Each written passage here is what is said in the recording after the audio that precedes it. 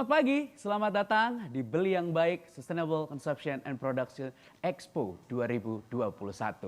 Senang sekali saya Bismo Mokoginta yang pastinya sudah hadir di sini di Kuningan City. Walaupun mungkin teman-teman yang menonton itu secara virtual dari rumah atau dari manapun ya. Ini kita harapkan semuanya diberikan kesehatan dan untuk informasi bahwa seluruh kru yang bertugas di tempat ini sudah menjalani swab test dan juga pastinya menjalankan protokol kesehatan sebagaimana mestinya. Untuk informasi, kegiatan ini merupakan platform yang menampilkan beragam inisiatif dan juga gagasan yang mencerminkan prinsip serta praktik produksi dan konsumsi yang berkelanjutan di Indonesia.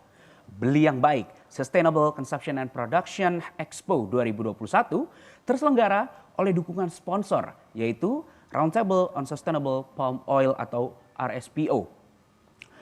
Jadi untuk teman-teman semua yang mau mendatangi tempat ini, mengunjungi tempat ini pastinya bisa langsung datang saja ke pameran yang adanya di Kuningan City, lebih tepatnya ada di X Urban Garage di lantai ground floor. Karena acara ini masih akan terus berlanjut sampai besok ya di tanggal 24 April 2021. Dan untuk yang mungkin ingin menyaksikan dari rumah bisa banget. Seperti yang sekarang ini mungkin teman-teman yang masih ada di rumah atau dimanapun berada ya. Bisa langsung akses melalui tautan di www.beliyangbaik.org. Itu dia. Selain kita mendapatkan banyak sekali ilmu-ilmu baru, kita juga mendapatkan inspirasi-inspirasi baru ya. Bisa mendapatkan yang namanya hadiah spesial. Karena ini akan ada yang namanya games setiap harinya. Akan ada 2 pemenang setiap harinya yang akan mendapatkan merchandise dari Beli Yang Baik WWF. Wah, jadi silahkan aja ikuti dan langsung caranya masuk ke www.beliyangbaik.org. Gak cuman ikutan main games, gak cuman mendapatkan pastinya banyak sekali ilmu-ilmu baru, tapi atau pengetahuan baru, tapi juga dapat kesempatan memenangkan giveaway. Sekarang kan eranya media sosial, jadi segala sesuatunya bisa kita dapatkan lewat media sosial. Nah, caranya adalah ini untuk mendapatkan giveaway-nya, caranya langsung saja posting keseruan dan juga kehebohan untuk yang mungkin datang langsung ke sini atau yang mengikuti secara virtual ya dengan cara memposting foto atau video dan jangan lupa untuk mengetag ya, tag di @wwf_id dengan hashtagnya Ayo Beli Yang Baik. Sekali lagi tagnya di wwf_id dan hashtagnya Ayo Beli Yang Baik. Nah, jadi nantinya untuk postingan yang paling keren, postingan yang paling kece itu akan mendapatkan juga merchandise dan juga hadiah dari Beli Yang Baik dari WWF. Wah, keren. Sebelum kita masuk ke sesi ngobrol-ngobrol kita yang pertama, saya akan membacakan terlebih dahulu beberapa tata tertib yang memang harus kita sepakati bersama. Yang pertama, mohon untuk semua yang ada di Zoom ya, untuk mengganti display name dengan nama lengkap Anda. Jadi mengganti nama Anda dengan nama lengkap. Selanjutnya, selama acara berlangsung, Anda diharapkan untuk tidak menyalakan mikrofon dan juga kamera. Jadi nanti 2 fitur itu akan dinonaktifkan terlebih dahulu, akan di mute ya. Dan yang terakhir, untuk yang ingin menyampaikan pertanyaan, bisa langsung saja menulisnya di kolom Q&A. Jadi silakan saja supaya bisa berjalan dengan baik. Dan di pagi hari ini kita akan ngobrol-ngobrol seputar Plastic Smart Talk with Rethinking Recycling Academy. Dan sekarang ini saya juga sudah ada teman ya, ini Felipa Kisa selaku koordinator komunitas Marine Buddies Indonesia yang akan menjadi moderator di pagi hari ini. Jadi kalau begitu langsung saja saya berikan waktu dan tempat untuk Kisa, silakan. Selamat pagi, terima kasih Kak.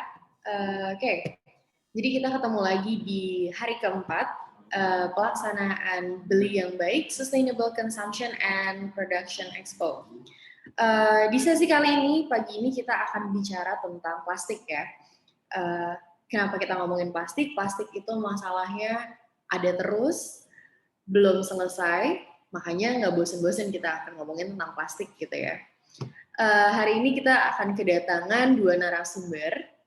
yang cantik-cantik ya. Jadi pas banget kemarin itu kita baru Earth Day, beberapa hari yang lalu kita ada Kartini, gitu, Hari Kartini gitu. Sekarang kita akan ngobrol dengan dua perempuan hebat yang akan bicara tentang upaya dan cara-cara kita untuk mengatasi permasalahan plastik gitu ya.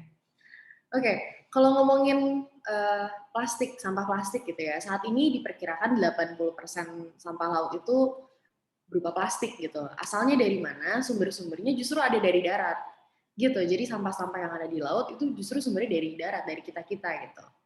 Dan sebagian besar itu berasalnya dari perkotaan gitu, melalui saluran air yang tercemar dan membawa polusi plastik yang akhirnya nanti berakhir ke laut gitu. Nah, diprediksi nanti pada tahun 2050, 2/3 dari populasi dunia akan tinggal di kota-kota yang menghasilkan sebagian besar sampah plastik gitu. Jadi bayangin nanti tahun 2050 kita, anak cucu kita itu tinggal di kota padat dengan plastik gitu ya. Bukan padat penduduk lagi, jadi takutnya nanti malah padat plastik. Kan serem gitu. Nah, jadi bisa dibayangkan kalau kota itu adalah pusat dari polusi sampah plastik gitu. Tapi justru selain dari sumber, dia juga jadi jawaban gitu ya untuk segala bentuk solusi. Solusi-solusi itu bisa kita mulai, bisa kita rumuskan dari kota-kota yang jadi sumber plastik itu. Nah, oleh karena itu, kota harus segera mengadopsi solusi cerdas yang mengurangi dampak kolektif dari komunitasnya yang sejahtera gitu. Ini artinya kita harus mencegah, meminimalisir, dan mengelola plastik dengan baik sebagai sumber daya maupun sebagai ancaman global bagi lautan dan iklim kita. Gitu. Nah, mungkin sekarang aku akan langsung aja, kita akan ngobrol dengan narasumber kita yang pertama. Ada Mbak Dia dari Rethinking Recycling. Gitu. Rethinking Selamat Recycling. pagi, Kisah. Pagi Mbak Dia. Gitu. Mungkin Mbak Dia boleh kenalan dulu Mbak Dia dari mana, apa yang dilakukan gitu. Boleh. Selamat pagi, Kisah sekali lagi teman-teman di WWF dan juga teman-teman yang hadir, Mbak Dewi juga. Terima kasih juga mengundang dia ke acara yang seru banget ini ya, untuk membicarakan alam kita dan juga sustainability. Sedikit dari saya Dia Fani. Saya saat ini menjadi project lead untuk program Rethinking Recycling dari McKinsey.org, suatu yayasan yang membantu masyarakat untuk mentransformasi sistem pengelolaan sampah dan lingkungan agar menjadi berkesinambungan dan untuk merawat alam kita dari sampah-sampah yang tidak terkelola. Nah, apa saja sih maksud dari sampah-sampah ini? Tidak hanya berhubungan dengan sampah yang terlihat ya seperti plastik, seperti itu kami juga melakukan transformasi end-to-end, baik dari sampah organik, sampah makanan, sampah daur ulang, termasuk diantaranya plastik, hingga sampah residu atau sampah yang sudah tidak bisa dikelola kembali. Tujuannya apa sih? Dua tujuan utamanya. Yang pertama adalah mengurangi sampah yang terbuang ke alam atau ke TPA ya istilahnya yang menumpuk sekarang seperti gunung lebih tinggi daripada Borobudur loh. Dan yang kedua adalah memastikan bahwa kesejahteraan pekerja kebersihan kita, para pahlawan kebersihan kita ini juga terjamin dan juga kita rawat begitu istilahnya. Untuk saat ini itu dulu mungkin. Nanti akan cerita lebih banyak lagi. Oke. Terima kasih Mbak Dia. Jadi kalau wrap up dari brief dari perkenalan Mbak Dia, organisasi Mbak Dia ini bekerja sama dengan para pimpinan dari sektor swasta, pemerintah, dan sosial untuk mengakselerasi sistem dan pekerja sampah di Indonesia gitu ya, dari pekerja sampah sampai perusahaan multinasional gitu. Jadi menjangkau seluruh stakeholder gitu, dari pemimpin desa sampai menteri negara gitu. Nah, Rethinking Recycling Academy ini meluncurkan cohort pertamanya di bulan September ya, kalau nggak salah, September kemarin. Betul. Ya. Melatih 6 komunitas di Denpasar, Bali, Indonesia, yang nanti itu jadi bagian kecil dari keseluruhan daur ulang populasi sampah mereka. Gitu. Benar gitu ya, Mbak ya? Betul sekali. Kita saat ini bekerja sama dengan Kota Denpasar, khususnya di 6 komunitas yang memiliki 7 TPS, istilahnya tempat pengelolaan sampah ya, yang kita tahu biasanya kotor, jelek gitu. Ini kita akan transformasi menjadi pengelolaan sampah yang optimal agar sampah-sampah kita terkelola dan pekerja kita juga semakin terjamin. Nah, kita kerjasamanya tidak hanya dengan komunitas ini, tapi juga dengan pemimpin daerah, pemerintah daerah, sampai ke rekan-rekan di yang memiliki kemasan, contohnya seperti rekan-rekan di Praise maupun juga komunitas NGO yang sangat peduli dengan pengelolaan sampah, di antaranya juga WWF di Plastic Smart City. Oke, kalau ngomongin kerjasama nih ya Mbak, jadi Rethinking Recycling itu juga bermitra dengan Plastic Smart City Initiative ya. Ya. Kita bekerja untuk mentransformasi ekosistem pengelolaan sampah, khususnya sekarang lagi project di Ubung ya. Betul sekali. Salah satu desa favorit kami yaitu Ubung Kaja saat ini bekerja sama dengan WWF melalui inisiatif Plastic Smart City untuk mentransformasi TPS-nya dan melayani sekitar 5.000 rumah tangga atau sekitar rata-rata 20.000 orang ya di desa kita di Ubung Kaja. Jadi dampaknya sangat besar yang kita harapkan. Iya benar, maksudnya Ubung itu juga lokasinya strategis ya. Dia di kota, kemudian ada terminal gitu ya. Jadi betul, bisa banget jadi sumber, punya potensi yang besar ya untuk jadi sumber produksi plastik, sampah plastik gitu ya.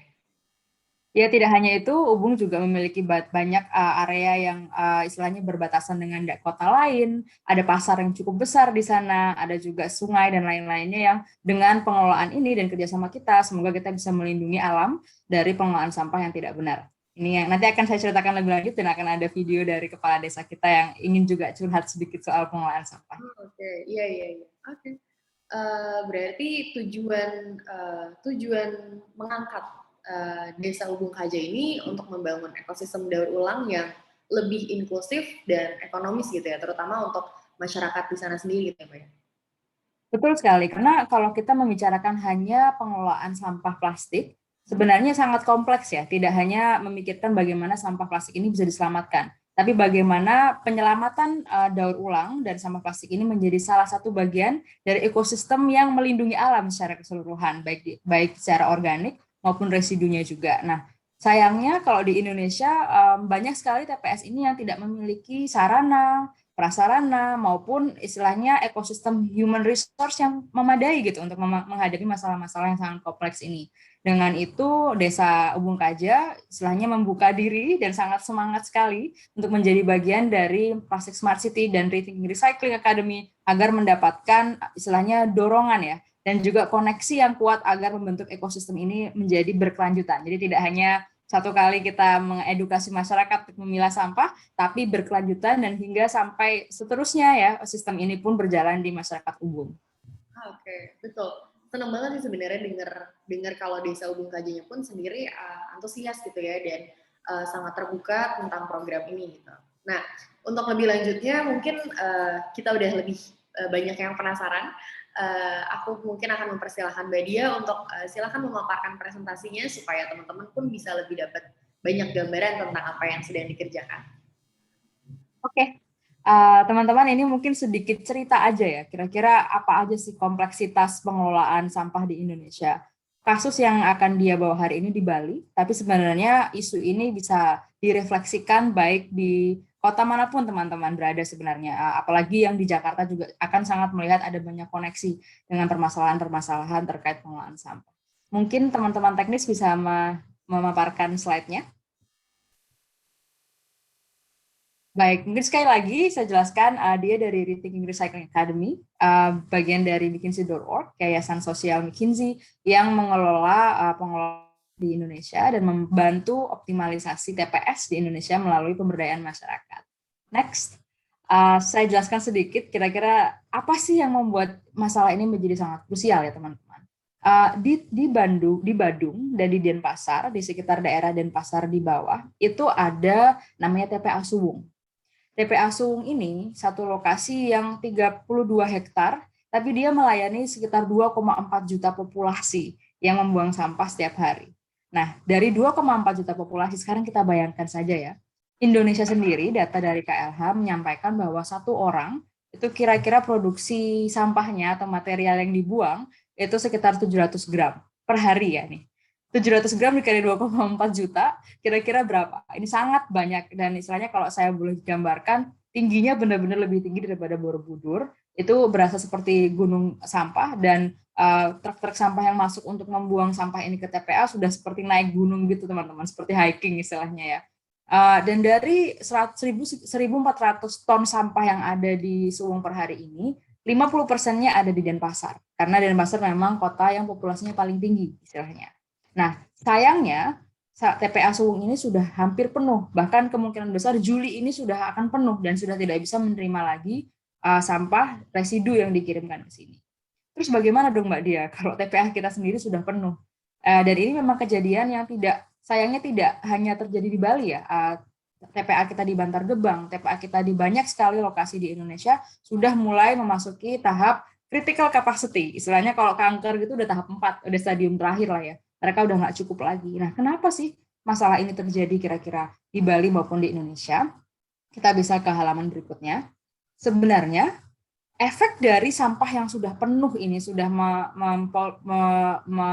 istilahnya mengganggu ekosistem kita itu ada banyak sekali.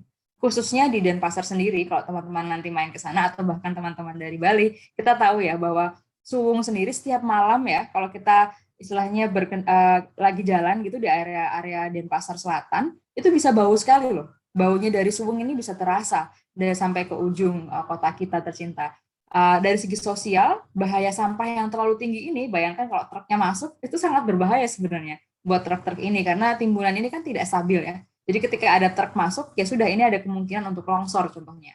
Dari segi lingkungan sendiri, seluruh sampah yang tertumpuk ini, 70%-nya itu organik sebenarnya.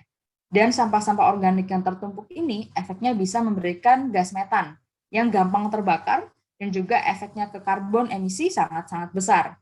Belum lagi banyak sekali dari sampah yang tertumpuk di Suwung ini juga bocor sebenarnya. Jadi ada air lindi, air dari tumpukan sampah ini juga bocor ke laut kita.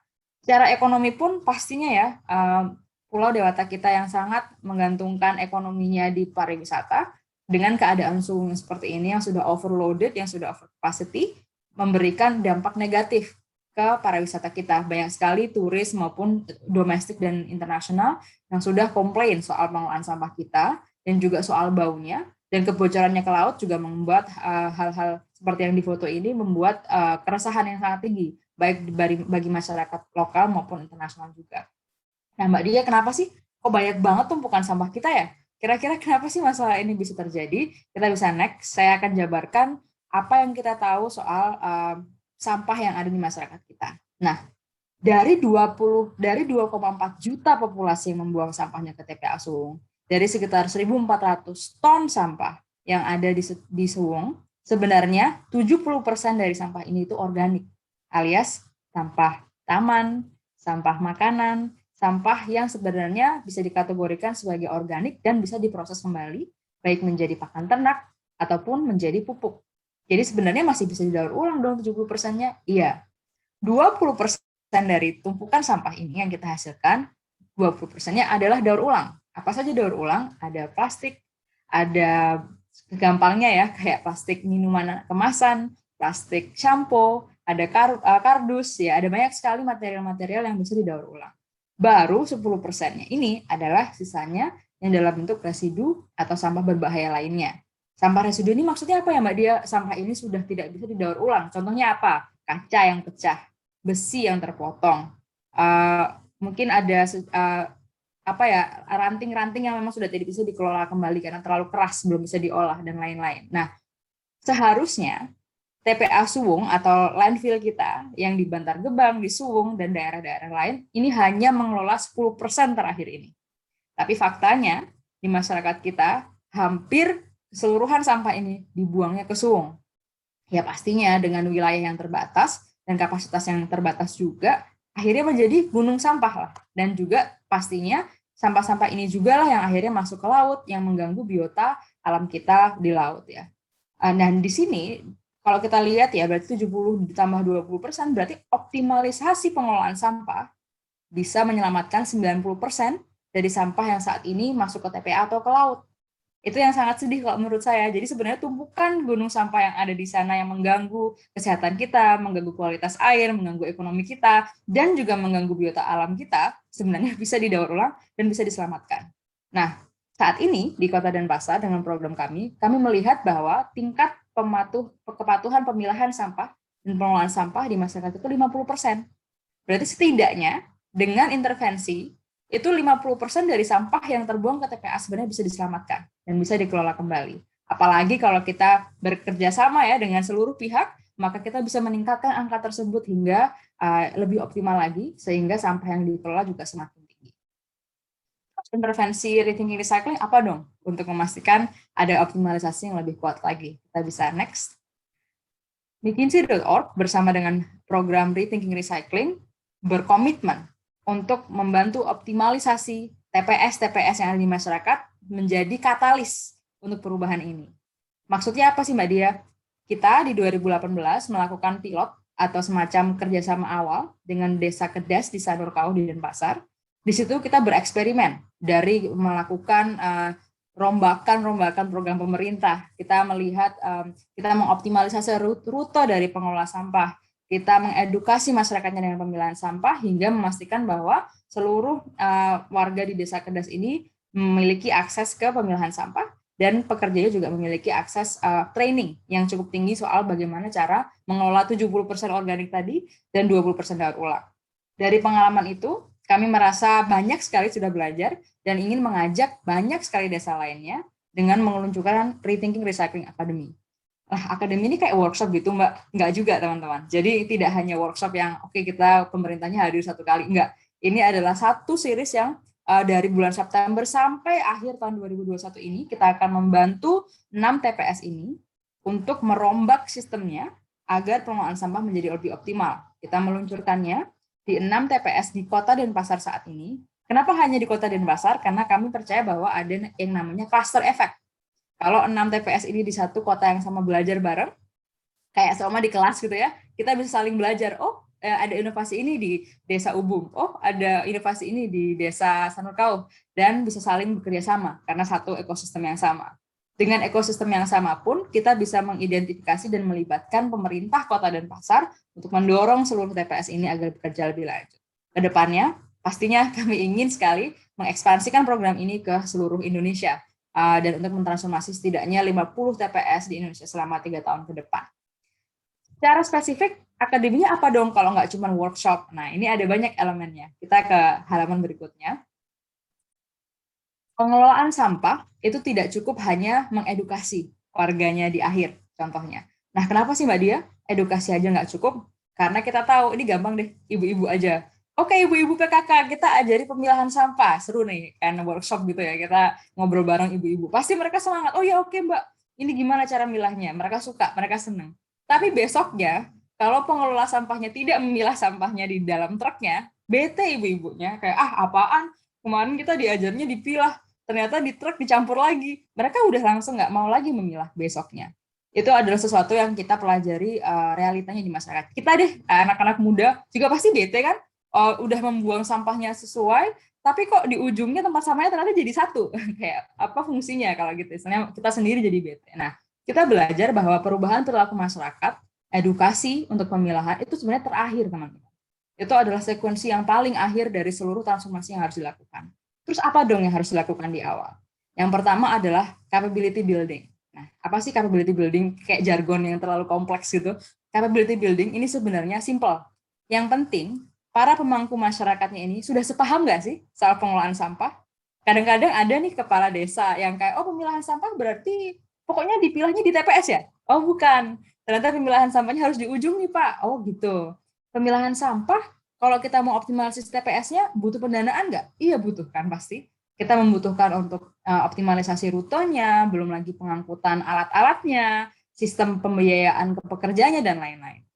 Kita harus memberikan visi dan misi yang sama dulu nih ke orang-orang yang melakukan istilahnya key stakeholders-nya di pengelolaan sampah. Siapa aja contohnya, ada pimpinan desa atau pimpinan daerah, tidak hanya desa ya, tapi juga kotanya, ada tim transformasinya, istilahnya seperti manajer operasionalnya, pekerjanya, ada ibu sekretarisnya, bapak sekretarisnya. Semua komponen masyarakat ini kita harus training dulu, biar sepaham kita jalan bareng-bareng. Setelah di training, ada hal-hal logistik yang penting. Seperti apa? Truknya ada nggak? Kita mau mengolah sampah, tapi nggak ada truknya. Apa dong solusinya? Apakah pakai gerobak, pakai motor roda 3, atau pakai cara lain untuk bisa memastikan ada pengangkutan?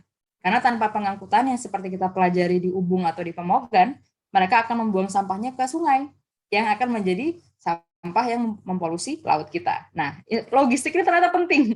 Nggak cukup hanya edukasi ya, logistiknya ini juga harus kita pikirkan. Nah, contohnya pendanaannya, SDM-nya, terus kita juga harus memonitoring seperti apa pendanaan ini juga akan dialokasikan ke pengelolaan sampah. Nah, baru setelah logistiknya ini beres nih, kita masuk ke ekosistem yang berikutnya, yaitu adanya edukasi masyarakat, penggunaan teknologi, sosial media, WhatsApp. Kita ada juga chatbot nih teman-teman. WhatsApp yang kalau kalian chat bisa mengedukasi masyarakat untuk pemilahan, keren banget kan? Baru kita masuk ke pemberdayaan Karang Taruna contohnya, ibu-ibu PKK dan juga desa adat di Bali untuk membantu kita mengedukasi masyarakat. Setelah fase itu semua terpenuhi, baru kita bisa melakukan transformasi end-to-end, yang akhirnya bisa istilahnya memastikan bahwa sistem ini sudah ada di masyarakat dan sudah berjalan dengan baik. Nanti kita akan ngobrol lebih panjang lagi ya, bisa juga ditanyakan nanti apa aja detailnya dari proses ini. Nah, bisa ke slide berikutnya untuk ngobrol sedikit soal desa kita, yang tadi saya ceritain ada 6 desa. Bisa diklik next lagi sedikit. Jadi ini adalah 6 misalnya transformasi kita yang terjadi di Kota Denpasar. Mungkin bisa diklik next, karena akan ada petanya yang kelihatan. Kenapa di 6 TPS ini? Karena lokasinya mereka sangat strategis, istilahnya mengelilingi Kota Denpasar, dan kapasitasnya cukup tinggi ya. Kita mengelola sekitar 85 ton sampah per tahun, 85 ton sampah per tahun, dan dampaknya ini akan membantu sekitar 130.000 penduduk di Kota Denpasar.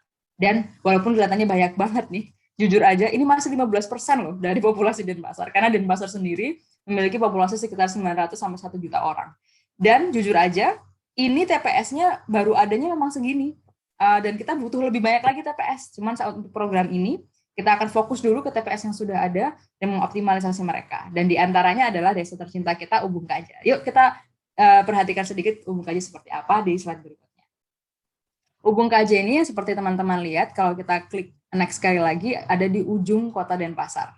Ini juga berbatasan dengan kota lainnya dan ada banyak sekali pasar di sini. Pasar masyarakatnya cukup besar nih. Ada 5.000 rumah tangga yang bayar iurannya 20.000. Ini praktikal sekali ya, kira-kira masyarakat kita seperti apa. Di sana juga ada warung, toko, restoran, dan lain-lain. Ada sekitar 250 komersil nih, dan ada sekitar 1 hotel besar. Nah, dari apa aja nih sampah yang dihasilkan? Seperti yang tadi sudah kita breakdown ya, kebanyakan memang organik. Ada sampah taman, sampah makanan, dan juga canang kalau di Bali. Seperti untuk upacara kita ya. Kemudian ada daur ulangnya juga cukup besar, baru residunya sangat kecil. Tapi saat ini, saya mau cerita sedikit. Waktu kita pertama kali ke sana, TPS-nya belum beroperasi, masih ditutup, alias ada gemboknya, benar-benar nggak beroperasi. Semua sampahnya langsung ke TPA, dan ada juga masyarakat yang tidak terlayani, dan akhirnya membuang sampahnya ke taman mereka atau ke area yang tidak terkelola, istilahnya illegal dumping ya, dan juga ke sungai dan ke laut secara langsung. Dan ini yang kita akan ubah saat ini. Nah, kami hadir di Ubung Kaja bersama dengan Plastik Smart City tidak bekerja sendirian. Ada pesan sedikit nih, cerita sedikit dari kepala desa kita di Ubung Kaja. Kita dengar bareng-bareng yuk apa aja yang terjadi di desa kita. Silahkan untuk videonya.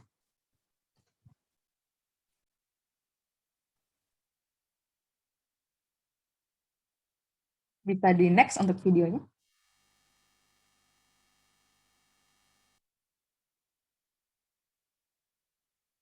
Wayan Astiko selaku perbekal Desa Ubung Kaja. Wah, kalau kita lihat memang menyedihkan sekali ya, bagaimana bumi ini dikotori oleh sampah-sampah, apalagi plastik yang warna-warni seperti itu. Ya, Tiang ingat memang betul waktu Tiang masih kecil memang jauh sekali perubahan, karena saat itu tidak ada pencemaran. 30 tahun berubah seperti ini memang betul-betul luar biasa dan sangat signifikan perubahannya. Ya, memang awal-awal ya kita memberitahu atau memberi pembinaan kepada warga terkait dengan bagaimana sih sampah itu tidak berserakan dan harus bisa memilah sampah, karena penghasil sampah lebih banyak adalah di rumah tangga.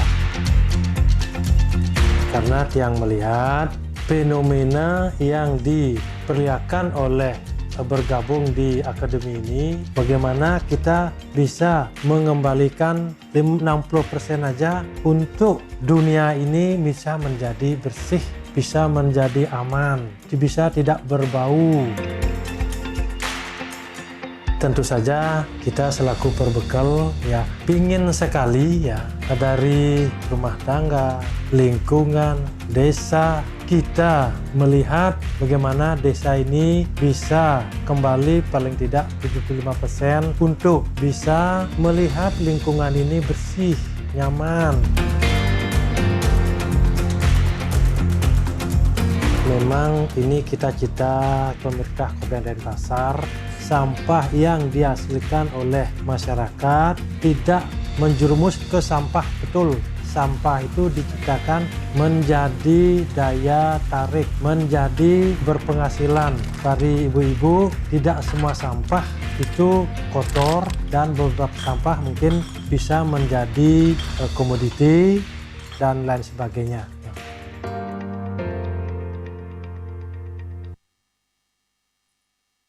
Sebelum kita akhirin, kita lihat bareng-bareng yuk transformasi desa kita dari awal gabung di Rethinking Recycling sampai sekarang di halaman berikutnya. Pastinya ada banyak ya proses yang terjadi di desa ini. Apa saja contohnya? Yang pertama adalah ada diskusi soal kerjasama bersama. Jadi ada visi misi yang kita bentuk bersama dengan para pimpinan desa dan daerahnya, termasuk DLH Kota Denpasar dan juga Desa Ubung Kaja sendiri. Setelah sudah komitmen, ada MOU bersama, mereka menunjuk Pak Ketut sebagai manajer operasional menjadi pimpinan dari program kita untuk mengelola TPS dan juga masyarakat.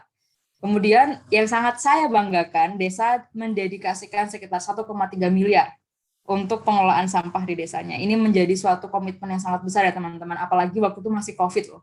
Di 2020 dengan adanya COVID-19, mereka tetap mau mendedikasikan 1,3 miliar untuk pengelolaan sampahnya, padahal tahun lalu mereka hanya mendedikasikan sekitar 800 juta. Jadi ada kenaikan terkait komitmen mereka, hampir sekitar 60% ya dari tahun berikutnya, tahun sebelumnya.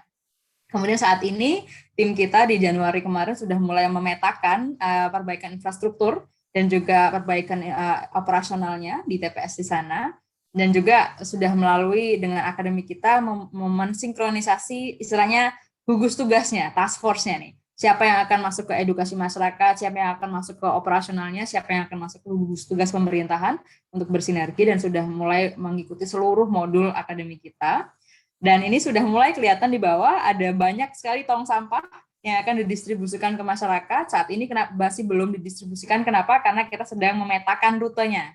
Karena kan dari awal memang belum ada ya rute yang optimal, kita akan katakan rutenya dulu dan tong sampah ini sudah ready dan siap untuk diberikan ke masyarakat. Saat ini apa yang terjadi Mbak Dia di desa, kita sedang berdiskusi dengan banjar-banjar, karena banyak sekali banjar-banjar di Ubung yang memiliki sistemnya ada yang pakai roda 3, ada yang pakai truk dan lain-lain. Kita harus sinkronisasikan bersama supaya menjadi pengelolaan sampah yang tersentralisasi dan ada jadwal pengangkutannya. Jadwalnya apa sih? Ada hari tertentu yang sampah organiknya diambil, ada hari tertentu yang daur ulang, dan ada hari tertentu yang residu. Nah, ini sedang dalam diskusi yang cukup matang ya dengan para banjar kita, dan semoga kita akan mulai memasuki sekitar 2.000 rumah tangga di bulan awal bulan depan atau sekitar bulan Mei kita akan masuk ke 2.000 rumah tangga, baru setelahnya akan masuk ke 3.000 rumah tangga berikutnya.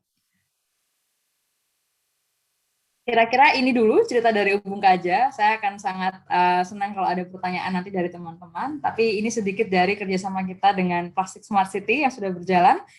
Dan semoga bisa kita kembangkan lebih banyak lagi, baik di Ubung maupun di desa lainnya berikutnya. Oke, terima kasih banyak Mbak Dia. Sebenarnya senang banget dengar cerita inspirational kayak gini, karena dengan adanya Rethinking Recycling Academy ini berkolaborasi dengan Plastic Smart City, misinya adalah mentransformasi TPS dan TPA gitu ya, supaya memiliki sistem pengolahan dan pengelolaan yang lebih baik lagi gitu. Karena tadi sebenarnya agak kaget juga gitu. Aku juga tinggal di Bali, ketika tahu oh ternyata 70% sampah timbunan yang ada di Suwung itu adalah organik. Loh, sebenarnya bisa terselamatkan berarti. Iya betul. Itu benar-benar seperti tamparan gitu ya. Seperti tamparan, karena kayak oh ternyata kita selama ini segitu careless-nya gitu, sampai 90% timbunan yang di Suwung pun ternyata sebenarnya nggak perlu masuk ke sana gitu. Jadi kita sebenarnya tidak perlu mencemari Suwung sampai segitunya, bahkan kalau lewat di bypass aja kan baunya udah kerasa. Bau kan? Iya. Iya, itu parah banget, benar. Semoga dengan adanya academy ini kita bisa ini ya membantu transform supaya memang TPS-TPS yang tadi sudah di bawah binaannya Rethinking Recycling Academy ini memang bisa jadi pionir ya untuk TPS-TPS di wilayah Denpasar dulu gitu, supaya bisa lebih rajin lagi, lebih optimal dan efisien lagi gitu ya. Dan ternyata Betul, dan nggak ya, cuma workshop aja, ini pendampingan berkelanjutan. ya. Ya, karena pada akhirnya kan mereka yang akan mendapatkan dampaknya secara langsung, dan mereka juga yang akan menjaga sistem ini agar terus berjalan. Jadi itulah kenapa alasan akademi ini tidak hanya workshop satu kali, tapi benar-benar elemen untuk membangun ekosistem ini agar menjadi equilibrium baru di masyarakat kita, sistem baru yang ada di Ubung maupun di Denpasar. Betul. Oke, terima kasih banyak Mbak Dia. Nanti kita akan lebih banyak diskusi lagi di sesi tanya jawab gitu ya. Untuk teman yang punya pertanyaan untuk Mbak Dia, silahkan masukkan di kolom Q&A, masukkan namanya, penanyanya dari siapa, untuk siapa, kemudian silahkan tuliskan pertanyaannya di situ. Nanti setelah sesi narasumber akan kita lanjutkan dengan sesi tanya jawab. Oke, kita akan lanjut ke narasumber kita yang kedua. Di sini ada Mbak Dewi dari Plastic Smart City WWF Indonesia. Hai Mbak Dewi. Selamat pagi, Kisa dan seluruh yang mengikuti acara ini. Pagi Mbak Dewi. Jadi Mbak Dewi ini teman-teman Mbak Dewi ini adalah project leader ya, project coordinator untuk Plastic Smart City di WWF Indonesia. Nah, Plastic Smart City ini sendiri adalah inisiatif WWF yang bekerja sama dengan kota-kota di seluruh dunia untuk menjauhkan plastik dari alam, gitu. Jadi sejak tahun 2018, inisiatif ini mendukung pusat kota dan pesisir yang mengambil langkah-langkah berani untuk menghentikan polusi sampah plastik. WWF bekerja sama dengan 25 kota percobaan untuk mencapai 30% pengurangan kebocoran plastik di tahun 2025 melalui pengolahan sampah yang lebih baik dan meningkatkan ekonomi sirkular atau circular economy ya. Nah, Plastic Smart City ini punya target untuk mencapai 1.000 Plastic Smart City secara global untuk bergabung dengan gerakan ini di tahun 2030 nanti. Gitu. Banyak contoh dan inisiatif lain yang sedang dilakukan dan WWF berusaha untuk mempercepat upaya yang sudah ada dengan memberdayakan kota-kota di seluruh dunia untuk menjadi lebih bijak dalam mengelola plastik. Inisiatif Plastic Smart City ini punya tujuan untuk mengurangi sampah plastik yang masuk ke lingkungan hidup dengan mengatasi titik-titik kebocoran utama di tingkat kota dan sekitarnya. Dengan kita mendukung model TPS 3R di Desa Ubung Kaja tadi, komunitas akan secara langsung punya kontribusi dalam pengurangan sisa sampah plastik laut yang berasal dari area ini. Ini juga berfungsi sebagai model yang dapat menjadi blueprint yang akan membantu aksi di seluruh kota atau kota-kota lainnya untuk meningkatkan kebijakan dan infrastruktur pengolahan sampah. Gitu. Mungkin untuk lebih jelasnya, Mbak Dewi boleh langsung dijelasin aja nih, kira-kira apa yang dilakukan oleh Plastic Smart City, kenapa harus kota gitu. Boleh silakan Mbak Dewi. Oke, terima kasih Kisa. Tadi mengikuti pemaparan dari Mbak Dia dari Rethinking Recycling Academy, mckinsey.org, sangat menarik ya. Begitu banyak sudah hal-hal yang sudah direncanakan dari awal hingga kemudian mulai menjajaki dan mulai mendorong operasional dari TPS 3R yang selama ini memang belum optimal ya operasionalnya. Ya, jadi begini, Plastic Smart City ini kalau sekilas ini memang saat ini saya tidak memaparkan dalam bentuk presentasi, tapi lebih ke bercerita ya. Jadi Plastik Smart City ini merupakan inisiatif dari WWF Global ya. Namun sejarahnya sebenarnya WWF sudah mulai concern terhadap persoalan isu sampah plastik itu sendiri bermula dari justru untuk konteks marine and fisheries. Jadi waktu itu memang banyak sekali kami menyoroti bahwa banyak sekali persoalan yang dihadapi oleh ekosistem perairan, baik itu laut maupun yang ada di sungai ya. Nah, kemudian memang fokusnya saat itu karena begitu banyaknya dampak yang ditimbulkan dari keberadaan sampah plastik yang ada di lingkungan yang mencemari lautan dan pesisir, kemudian kami berfokus untuk mencoba mencari sebuah solusi, meskipun kita perlu ketahui bahwa there is no single solution untuk isu plastik ini, sampah plastik ini. Begitu banyak bentuk solusi yang tidak bisa hanya di-cover oleh isu, oke, ini kita harus punya sebuah policy, kebijakan. Kita tidak bisa rely on bergantung kepada policy saja, tapi bagaimana kemudian mendorong hal-hal lainnya yang juga bisa mendukung, yang bisa menjadi solusi untuk mendukung policy yang sudah ada maupun yang akan ada seperti itu ya. Nah, kembali lagi, jadi setelah melihat dampak yang ditimbulkan yang berpotensi untuk menyebabkan terjadinya kerusakan atau degradasi kualitas dari ekosistem perairan, kemudian WWF berupaya untuk melihat atau membangun satu bentuk kegiatan yang lebih strategik ya untuk menyasar ke hal-hal yang mungkin bisa atau yang bisa menjadi poin penting untuk dikerjakan terlepas dari dampak yang ditimbulkan. Maksudnya begini, WWF sendiri kemudian berpikir bahwa oke, kalau memang di hilirnya ada dampak atau ada footprint yang ditimbulkan dari kegiatan manusianya, lalu kita perlu mencari tahu sebenarnya siapa sih, di mana sih yang menyebabkan terjadinya dampak yang ada di hilir ya. Nah, jawabannya adalah kemudian bahwa ternyata kita harus memulainya dengan bekerja di hulunya, di landscape-nya.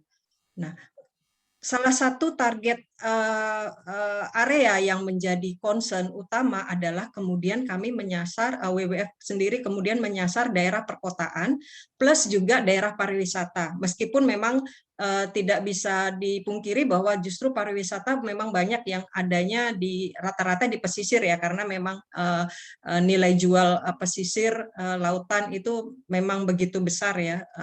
Mungkin kalau bisa karena banyak sekali aktivitas yang bisa dilakukan di pesisir. Nah, kemudian kota ini menjadi pusat dari atau menjadi strategi pendekatan yang coba dibangun, yaitu kemudian melalui yang namanya program No Plastic in Nature yang dibentuk oleh WWF Global.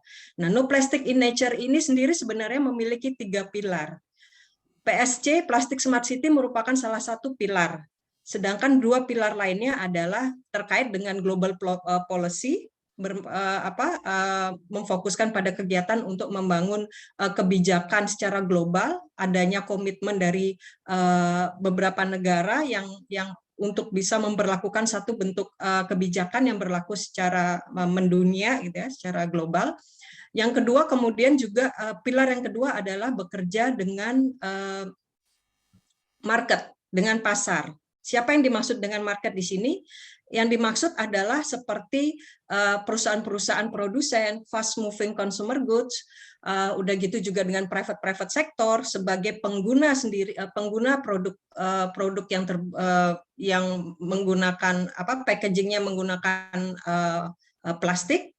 Seperti misalnya kalau bisa saya contohkan kayaknya kalau jika di industri pariwisata, hospitality industry, food and beverage, yang itu yang beberapa bentuk private sector yang memang tidak terlepas dari munculnya persoalan timbulan sampah plastik ya.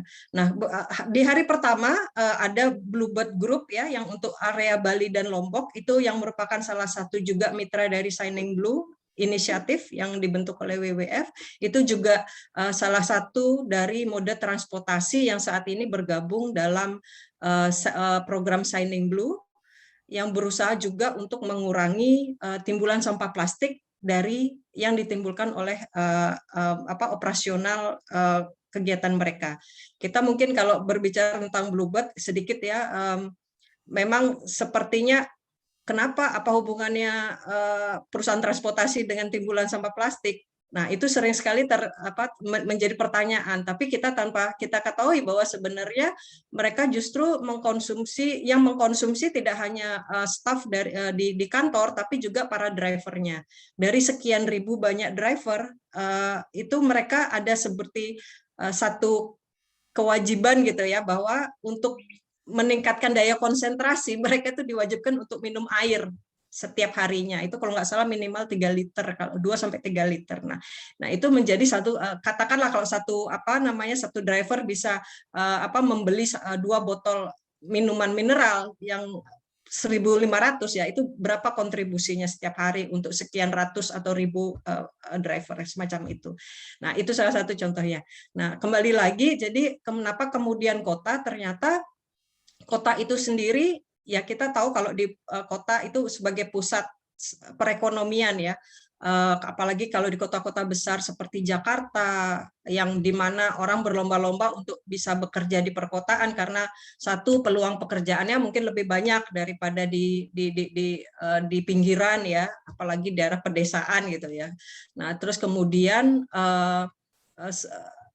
kemudian dengan adanya terkonsentrasinya manusia atau orang untuk tinggal di perkotaan dan beraktivitas mungkin mungkin tidak sepenuhnya tinggal di perkotaan, tapi mereka beraktivitas di perkotaan, artinya apa? Tentunya ada jejak-jejak yang mereka tinggalkan, karena manusia tidak terlepas dari aktivitas konsumsi. Mereka makan, mereka minum, mereka berkegiatan menggunakan misalkan seperti sesuatu yang untuk diri sendiri seperti kayaknya lotion, kayaknya mungkin sabun dan lain sebagainya, di mana seluruh produk-produk tersebut itu terbungkus atau menggunakan packaging yang berasal dari material plastik semacam itu. Nah, dengan begitu banyaknya manusia yang terkonsentrasi di perkotaan, baik yang tinggal, menetap maupun yang berkegiatan, itu tentunya dampaknya juga akan timbulnya semakin banyak penduduk yang terpusat terkonsentrasi di perkotaan, tentunya akan semakin banyak juga timbulan sampah plastik atau sampah yang dihasilkan. Nah, salah satunya tidak hanya sampah makanan ya, tapi juga yang tadi yaitu sampah plastik.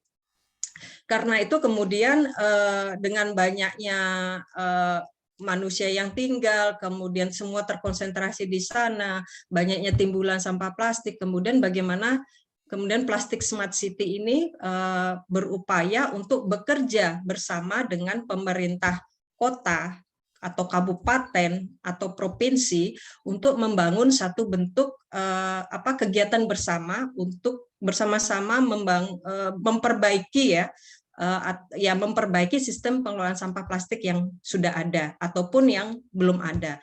Nah, seperti tadi awal saya sampaikan bahwa tidak ada solusi tunggal untuk persoalan sampah plastik ini. Nah, salah satunya kemudian kami melihat bahwa salah satu strategi yang coba kami bangun adalah bekerja bersama dengan mitra lainnya yang memang punya fondasi yang kuat untuk melakukan sebuah kegiatan. Seperti contohnya McKinsey.org melalui programnya yaitu Rethinking Recycling Academy. Mereka sudah punya pengalaman lama ini bergelut dengan TPS, memperbaiki sistem pengelolaan TPS 3R yang ada yang sudah ada namun tidak running secara baik ya. Nah, oleh karena itu kami berpikir bahwa ini Rethinking Recycling Academy ini bisa menjadi salah satu kegiatan bersama dengan McKinsey.org untuk nantinya harapannya bisa kita aplikasikan atau replikasikan di kota-kota lain yang menjadi target atau menjadi target kota yang menjadi target kota dari Plastik Smart City. Sebagai informasi, untuk Plastik Smart City sendiri memang kita tidak seluruh kota yang kita kerjakan, namun ada 5 kota di Indonesia, yaitu di Denpasar salah satu sebagai pilot project, karena Denpasar atau terutama Denpasar itu secara ekosistem kan memang kuat sekali kalau berbicara tentang isu pengelolaan sampah plastik ya. Apa sih yang tidak ada di Denpasar ya? Dari kawan-kawan seperti Rethinking Recycling Academy, McKinsey yang bergelut untuk membangun dan yang memperbaiki sistem pengelolaan sampah plastik di desa-desa, di TPST 3R yang ada.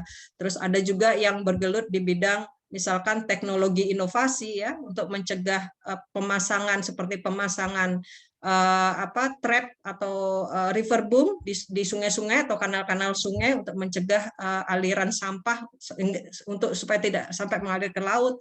Ada juga yang berbicara tentang concern terhadap pendidikan, edukasi, kampanye, dan masih banyak lainnya lagi yang begitu lengkapnya ada di Bali, di Denpasar dan Badung khususnya. Nah, selain di Denpasar, kami juga bekerja di Makassar sebagai perwakilan kota besar, namun yang berada di luar Pulau Jawa.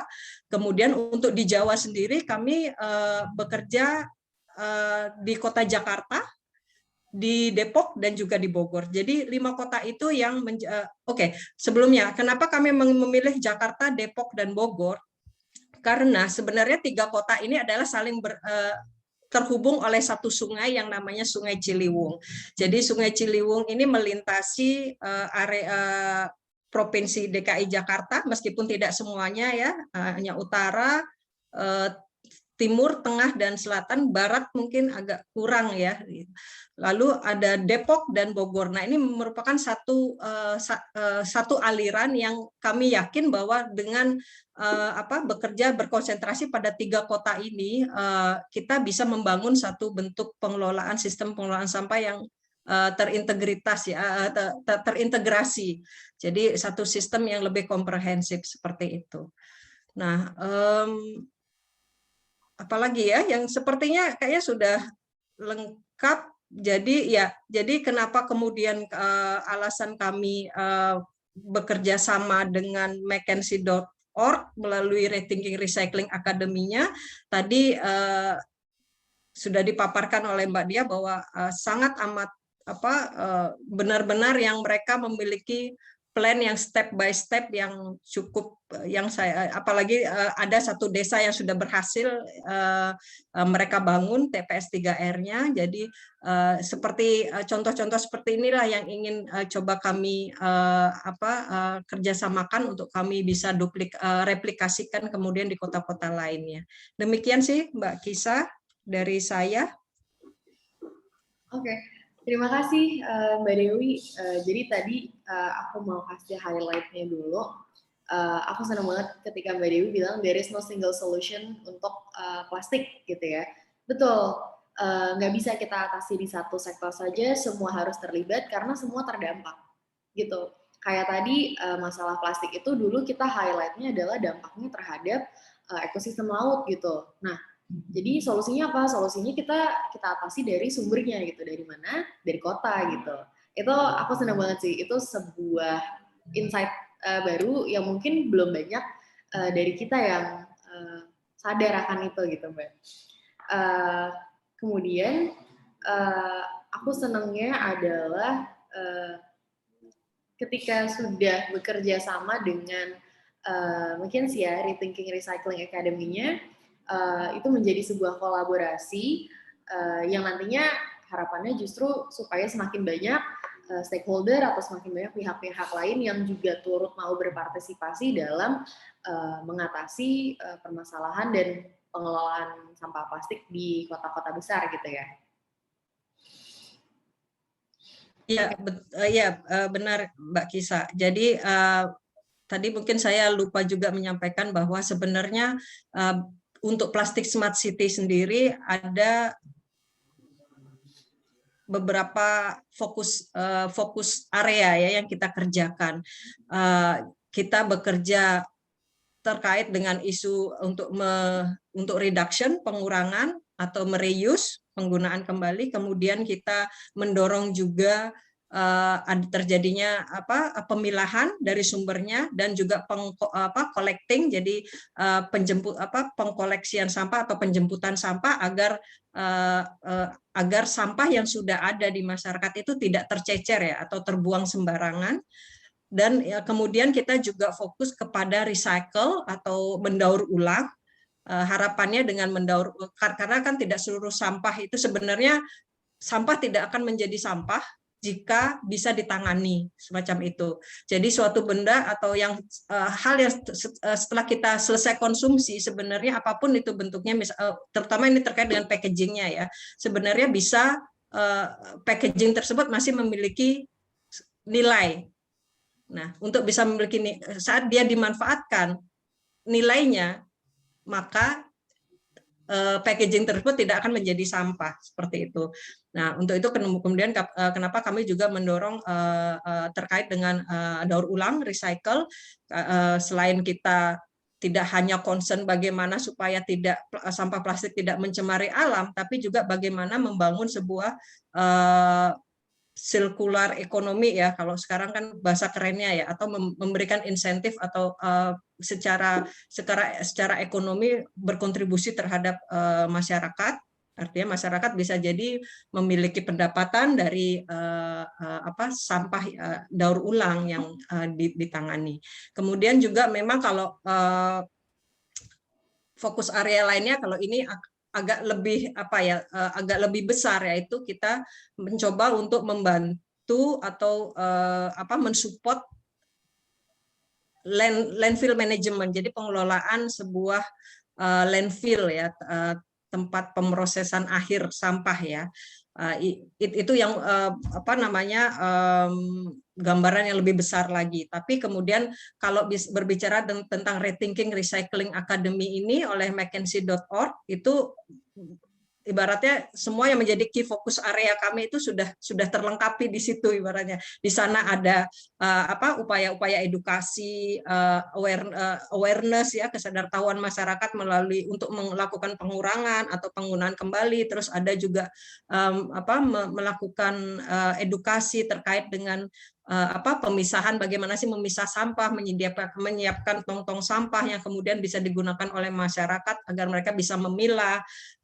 Terus mereka membangun sistem pengkoleksian sampah melalui TPS 3R Ubung Kaja, itu salah satunya, yaitu bagaimana tim dari TPS 3R melakukan penjemputan sampah yang sudah terpilah dari rumah tangga. Kemudian setelah itu mereka akan memanfaatkan sampah-sampah yang sekiranya masih memiliki nilai ekonomis untuk bisa didaur ulang, semacam itu sih. Nah, kalau berbicara tentang Sustainable Development Goals yang punya PBB, itu kan ada beberapa tuh ya. Nah, kalau untuk Plastic Smart City itu sebenarnya ada 7 SDG yang kita yang menjadi concern-nya kita. Nah, salah satunya adalah SDG yang nomor 12, yaitu yang berhubungan dengan kemitraan. Nah, ini adalah kemitraan atau partnership yang kita jalin dengan Rethinking Recycling Academy. Ini merupakan salah satu bentuk untuk menjawab SDG yang nomor 17. Demikian Mbak Kisah, silakan. Oke, terima kasih Mbak Dewi. Jadi ternyata dari 17 SDGs yang sudah dirumuskan oleh United Nations atau PBB, permasalahan sampah plastik ini bisa mencakup 7 dari SDG itu ya. Jadi sebenarnya memang merambah kemana-mana permasalahannya gitu. Betul gitu ya Mbak ya? Iya, benar sekali. Karena kalau berbicara tentang sampah plastik ya, kalau ini yang kami lihat, yang kami simpulkan untuk inisiatif Plastic Smart City ini ya, bahwa terkait dengan SDG itu kita berbicara tentang air bersih dan sanitasi lingkungan. Kemudian kita berbicara tentang industri, inovasi dan infrastruktur. Kemudian kita berbicara tentang kota dan permukiman yang berkelanjutan. Lalu ada konsumsi dan produksi yang bertanggung jawab, seperti nama acara kali ini kan, Sustainable Consumption and Production ya. Jadi sejalan dengan kegiatan kami juga. Terus kita juga yang berhubungan dengan ekosistem di lautan. Lalu ada juga ekosistem di daratan. Dan yang terakhir kita membangun kemitraan untuk mencapai tujuan. Salah satu bentuknya adalah dengan Rethinking Recycling Academy. Seperti itu. Oke. Terima kasih banyak Mbak Dewi. Mungkin kita akan langsung ke sesi tanya jawab dulu. Jadi sudah ada beberapa pertanyaan yang masuk. Yang pertama pertanyaannya untuk Mbak Dewi. Jadi ketika menjalankan program Plastik Smart City, pemerintah kota itu menjadi salah satu faktor kunci. Apakah sulit untuk mengajak pemerintah kota bekerja sama dengan program Plastik Smart City? Ya, pertanyaan yang sebenarnya ini ya, menarik. Ya, memang nggak bisa kita nafikan bahwa bekerja dengan pihak lain adalah sebuah tantangan tersendiri ya. Bahkan kita saat bekerja dengan sesama dalam internal kita pun ada juga beberapa tantangan, banyak juga tantangan yang kita hadapi ya, karena kita berusaha untuk menyatukan tujuan gitu, visi, misi dan tujuan ya. Karena kalau berbicara tentang sampah plastik, program Plastik Smart City ini kita juga tadi saya sebutkan kita bekerja di 3 kota yang melewati Sungai Ciliwung, di mana proyek Sungai Ciliwung itu menjadi bagian juga dari kawan-kawan di WWF yang untuk direktorat Forest and Freshwater ya. Jadi bagaimana kemudian kami juga mesti bekerja dengan mereka ya, agar supaya tidak terjadi tumpang tindih, tapi justru saling terintegrasi ya, berkolaborasi seperti itu. Nah, kalau berbicara dengan pihak eksternal, karena kita konteksnya Plastik Smart City ini tidak hanya bermitra dengan misalkan dengan LSM atau NGO atau gerakan yayasan seperti Rethinking Recycling Academy, tidak hanya dengan startup ya atau inovasi, kelompok-kelompok yang mengembangkan inovasi, tidak hanya private sector, perusahaan seperti fast moving consumer goods atau private sector yang bergerak yang memanfaatkan produk-produk berpackaging plastik untuk support operasional mereka, tapi juga yang utama juga adalah bekerja dengan pemerintah. Bekerja dengan pemerintah banyak tantangannya, karena di sini adalah pemerintah sendiri, pemerintah daerah ya, saya berbicara tentang kalau dalam konteks Plastik Smart City ini kita berbicara tentang pemerintah kota atau kabupaten. Nah, kebetulan kita sendiri memang saat ini dalam proses untuk mengengage atau bekerja mendekati atau mencoba untuk mendekati 5 pemerintah daerah di 5 kota target tersebut untuk bisa bekerja bersama dengan kita memperbaiki atau membangun atau memperbaiki sistem pengelolaan sampah itu sendiri. Kalau dibilang sulit, banyak tantangannya. Karena pemerintah sendiri mereka sudah punya program kerja sendiri ya. Jadi mereka memang ada yang namanya Renstra ya. Dari gitu mereka punya program sendiri, ada alokasi budget di situ. Nah, saat nantinya kami datang, tentunya kita harus menyesuaikan dengan program kerja yang mereka punya. Kita tidak bisa yang menawarkan sesuatu yang bukan menjadi perhatian atau concern mereka. Seperti itu. Nah, jadi ini adalah hubungannya dengan program kerja yang sudah mereka punya sebelumnya dan juga ketersediaan dana, karena kita tentunya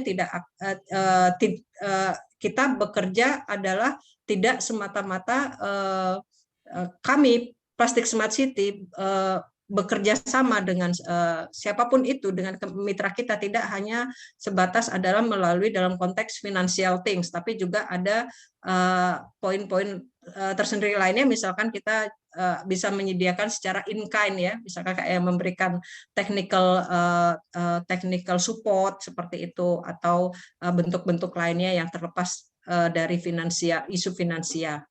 Jadi memang banyak sekali tantangan karena satu memang karena kota sudah punya program sendiri, yang kedua karena mereka sudah punya budget tersendiri, dan beberapa hal adalah kemungkinan besar mereka sudah engage dengan pihak lainnya, sehingga kita perlu mencari jalan agar atau mencari satu hal yang bisa kita tetap kerjasamakan dengan pemerintah kota. Demikian sih. Terima kasih. Oke, terima kasih Mbak Dewi. Semoga terjawab tadi pertanyaannya ya. Aku lanjut ke pertanyaan selanjutnya. Pertanyaan selanjutnya ini untuk Mbak Dia. Apa sih Mbak tantangannya Rethinking Recycling Academy dalam melaksanakan kegiatan capacity building, apalagi berhubungan dengan masyarakat dan stakeholder lain?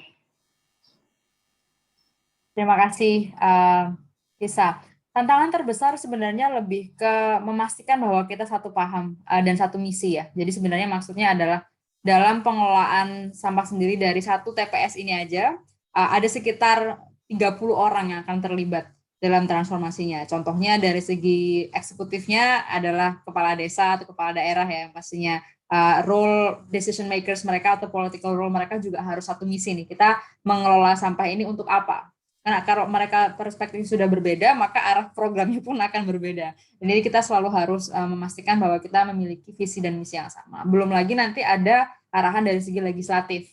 Jadi yang tadi disampaikan oleh Bu Dewi juga sama nih, arahan legislatif policy-nya apa di masyarakat kita itu sendiri. Apakah pemilahan sampah contohnya. Takutnya secara legislatif ternyata bertabrakan dengan visi eksekutifnya juga sangat berat. Ini juga harus kita istilahnya memiliki jalan barengnya menuju ke arah yang sama begitu. Belum lagi nanti sudah mulai masuk ke operasional. Tim operasional kita dari operasional manager TPS-nya sampai ke karyawannya. Juga harus ada transfer visi misi.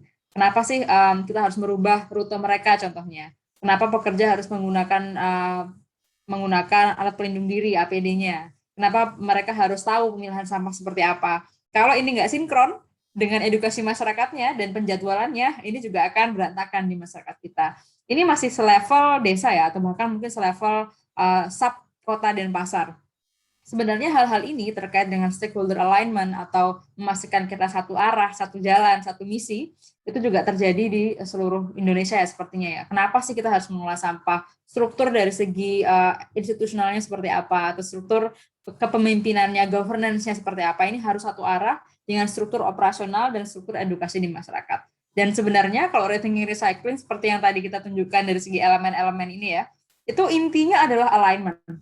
Atau istilahnya jalan bareng, gandengan bareng menuju ke arah yang sama. Itu saja sih. Dan rethinking recycling sebagai platform di sini benar-benar memastikan ada partisipasi dari seluruh pihak. Kenapa? Karena kalau tanpa ada partisipasi, pasti akan ada misalignment di bawahnya. Jadi kita harus pastikan semua orang memiliki ruang untuk berpikir dan memiliki visi misi yang tercipta bersama, dan dari visi misi yang tercipta bersama tadi memastikan setiap milestone atau setiap timeline ini kita masih jalan bareng ke arah yang sama kan, kita masih berkomitmen untuk ini kan, kita masih jalan bareng lagi kan, itu semua diulangi lagi dalam setiap fase yang akademi ini tadi.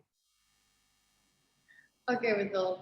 Makasih Media, berarti memang kuncinya adalah ketika kita sudah bisa menjalankan sinergi dengan semua stakeholder, Astenggara semua perencanaan kita untuk mencapai si satu tujuan ini bisa tercapai gitu ya. Betul. Oke. Aku lanjut ke pertanyaan selanjutnya. Ini untuk Mbak Dia lagi. Apa alasan memilih 6 TPS 3R di Denpasar? Kenapa tidak fokus di desa-desa besar yang berbatasan dengan pesisir seperti Sanur, Kuta, dan Jimbaran? Kalau Sanur sebenarnya masuk ya? Sanur sudah, ya.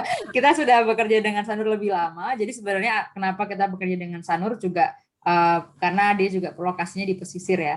Dan sebenarnya ada satu desa lagi yang sangat dekat di pesisir. Kalau dilihat tadi di peta Denpasar itu ada namanya Desa Pemogan. Itu dia memiliki sungai yang langsung masuk ke hutan mangrove-nya Denpasar juga. Dan sayang sekali baru kemarin saya dapat WhatsApp dari masyarakat Denpasar masih ada tsunami sampah. Yaitu dari hulu sampahnya masuk semua ke desa Pemogan kita, dan ini masyarakat di Pemogan pun juga banyak yang belum memiliki sarana atau service collection-nya. Jadi dengan transformasi di Pemonggan ini kita juga berusaha untuk capturing yang ada di sungai ini. Kenapa sih 6 TPS di Denpasar ini? Sebenarnya kita melakukan visibility study di seluruh TPS di Denpasar. Nah, untuk cohort berikutnya atau wave berikutnya kita juga akan fokus ke mungkin di namanya Sarbagita, yaitu 4 kota yang tadi juga sudah disampaikan masuk ke Suwung ya istilahnya landfill-nya. Nah, fokus lagi ke Denpasar, visibility study-nya seperti apa sih? Sebenarnya ada 4 tahap yang kita lakukan. Yang pertama adalah TPS scanning. Kita benar-benar ke semua desa, melihat TPS-nya, melihat visibility-nya. Kita tahap 2-nya ngobrol dengan tim institusinya, kepala desanya tertarik nggak, kepala daerahnya ada komitmen nggak dengan area-area ini, ya kan?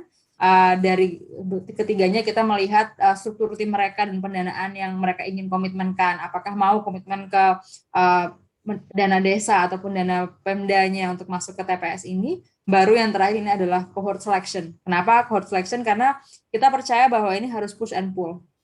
Maksudnya apa? Kita sebagai NGO ya atau yayasan juga tidak bisa mendorong semua perubahan itu jika tidak ada keinginan dari stakeholder maupun dari pihak-pihak yang ada di Kota Denpasar ini sendiri. Sebenarnya realitinya adalah kami mendapatkan banyak sekali demand untuk lebih dari 6 TPS. Tapi saat ini kami merasa untuk cohort 1 kita fokus dulu ke TPS yang sudah beroperasional dan sudah memiliki potensi untuk optimalisasi, karena istilahnya ini adalah istilahnya tinggal kita petik gitu ya, kita optimalisasikan, kita dorong lebih kuat lagi dan sudah akan jelas terlihat peta impact-nya. Untuk beberapa TPS yang lain ada banyak kendala yang cukup besar, contohnya ada beberapa TPS yang terlalu kecil. Kalau TPS-nya terlalu kecil juga tidak akan optimal contohnya. Terus kemudian sayangnya ada beberapa desa yang juga belum memiliki TPS sama sekali. Itu juga akan berat kan, dari segi project timeline akan membutuhkan 2-3 tahun. Terus ada juga masalah diantaranya ada beberapa desa yang waktu itu anggarannya benar-benar kosong.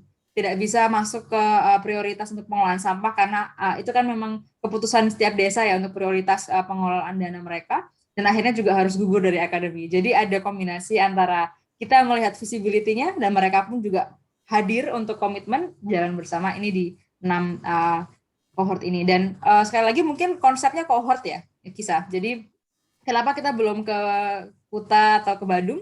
Karena akan menjadi cohort Badung. Jadi cohort di Kota Badung nantinya, semoga Asungkara ini memang bagian jadi planning kami. Cohort satunya di Denpasar, semoga nanti Asungkara cohort 2 bisa di Badung, Gianyar, Tabanan, dan jadi semacam kelas-kelas kecil gitu, cluster effect. Ya. Oke. Jadi memang serangkaian tujuannya kenapa tidak langsung merambah ke Jimbaran, Sanur, dan lain-lain itu karena memang sistemnya cohort gitu ya. Jadi akan ada satu kesatuan gitu, satu wilayah gitu ya. Betul, karena memang seperti yang tadi dijelaskan oleh Bu Dewi juga kan, ada banyak perencanaan kota yang akan mempengaruhi TPS ini sendiri yang di bawah, yang di level desa maupun kecamatan ini tadi. Jadi cohort effect ini sebenarnya tidak hanya terkait sharing atau cross learning dari TPS ini, tapi juga bisa bersinergi dengan apa sih rencana Pemdanya, apa sih yang dimiliki oleh Pemda yang bisa mendorong ekosistem ini di sini. Ini yang perlu kita koordinasikan bersama. Jadi itulah kenapa alasan kami menggunakan sistem cohort dan tidak hanya TPS yang di beberapa lokasi bersamaan. Oke. Terima kasih Mbak Dia.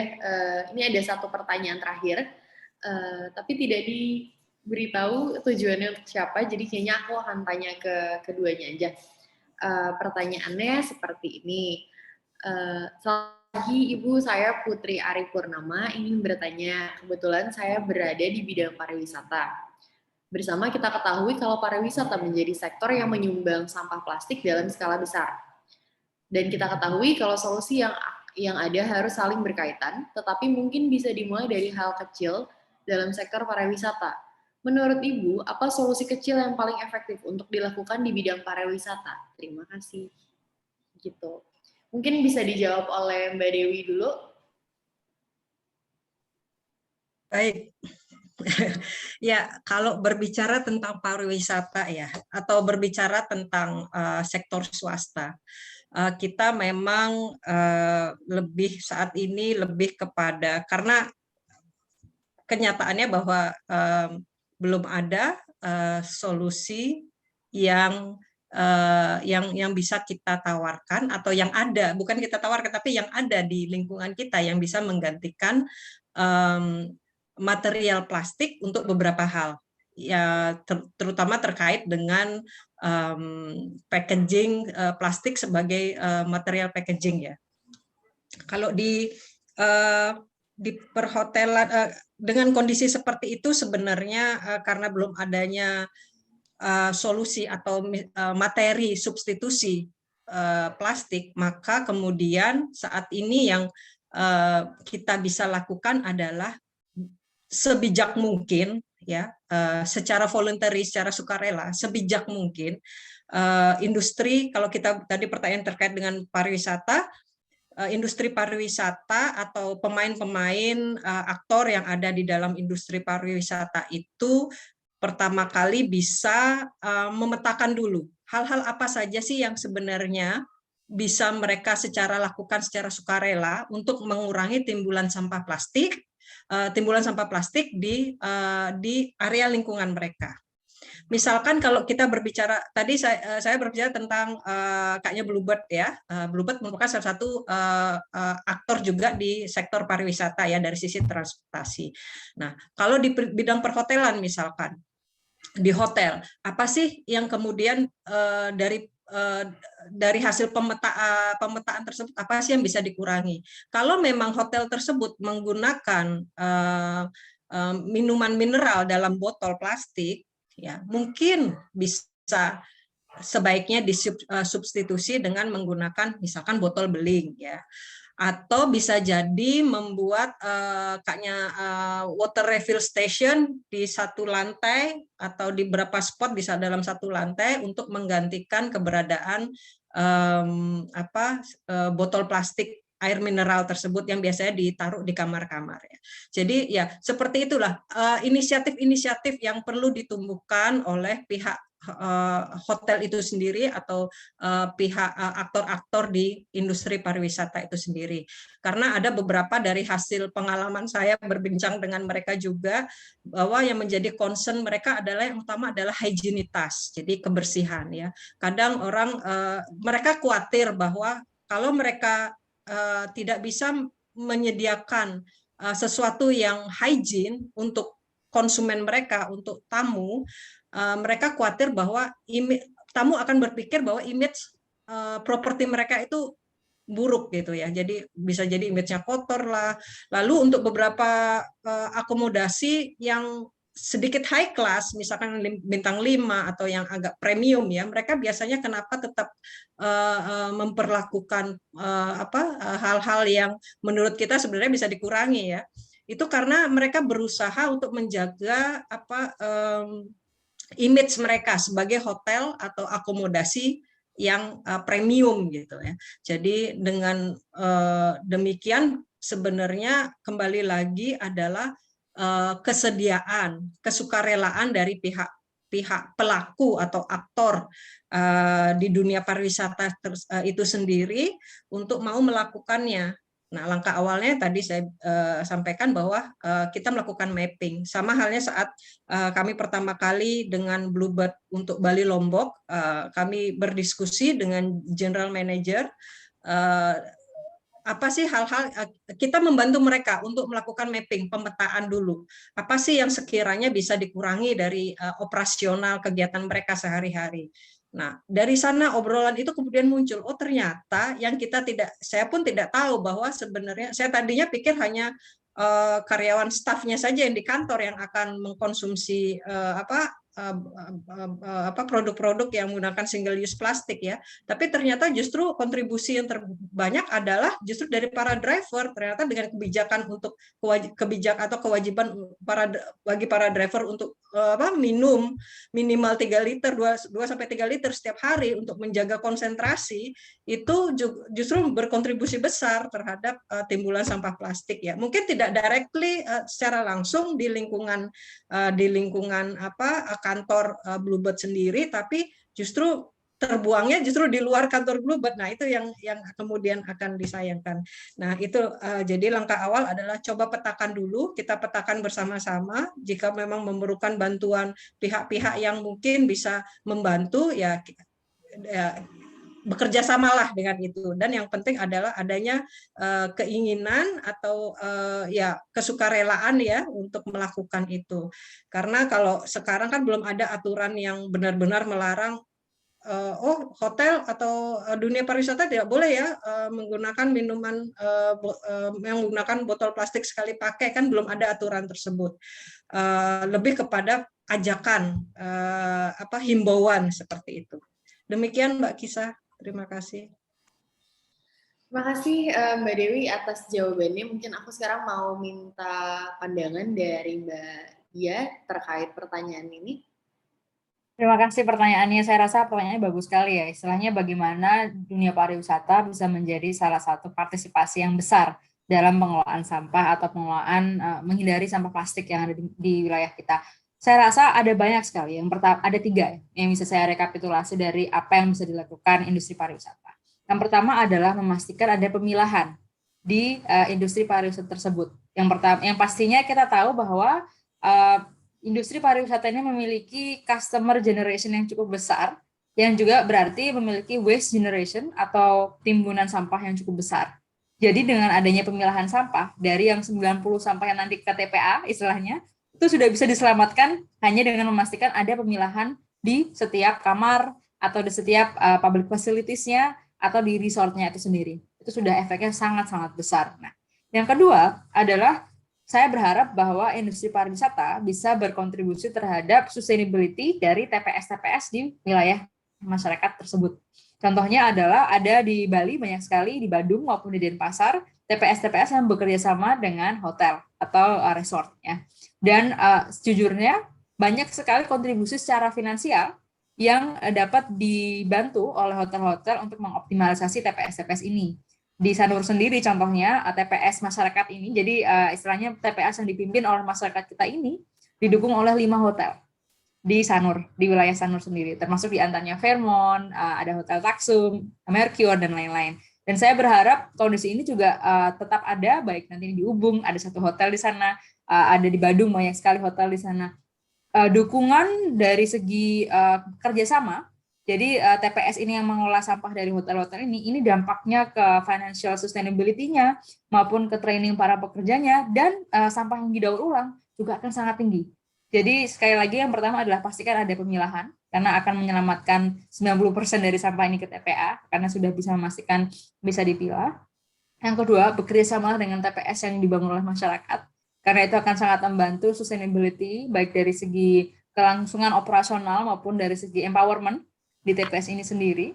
Dan yang ketiga yang saya ingin sampaikan adalah jadi champion dari sustainability itu sendiri. Jadi contohnya adalah memastikan adanya refill. Saya sudah mulai lihat nih di hotel-hotel jadi pakai botol refill dengan ada gelas-gelas ya, dan juga botol-botol yang bisa dicuci kembali contohnya.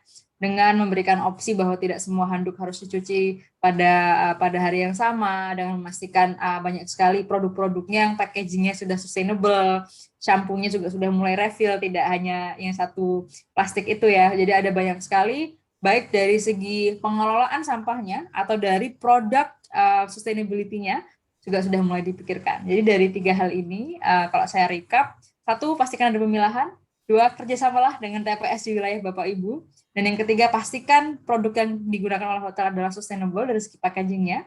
Itu sudah sangat membantu untuk upaya kita menjadikan bumi ini semakin baik lagi ke depannya. Oke, terima kasih banyak Mbak Dia.